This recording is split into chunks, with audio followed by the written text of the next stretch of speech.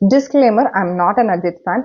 ஆனால் அஜித் நான் ஃபர்ஸ்ட் எங்கே பார்த்தேன் அப்படின்னா 2014 ஏர்போர்ட்டில் நான் இண்டிகோ ஏர்லைன்ஸில் ஒர்க் பண்ணும்போது பார்த்தேன். அவர் வந்து பயங்கரமாக ஒரு ஃபாரினர் மாதிரி காலையில் 4 மணி ஃப்ளைட், நல்லா ஞாபகம் இருக்குது, காலையில் 4 மணி ஃப்ளைட்டுக்கு ஒரு blue colour shirt, formal shirt and contrast pant போட்டிருந்தாரு. டக்கின் பண்ணி மெட்ராஸ் காஃபி ஹவுஸில் ஒரு காஃபி வாங்கி குடிச்சிட்டு இருந்தாரு.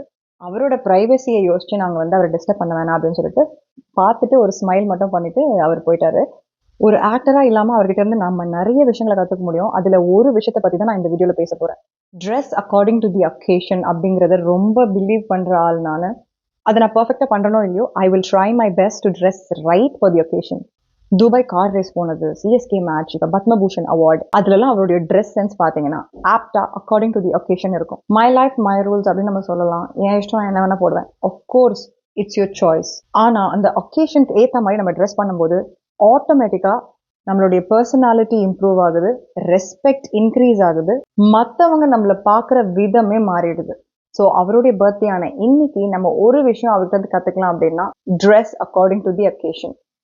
ஏன்னா அது மற்றவங்களுக்காக இல்லை, நமக்காக.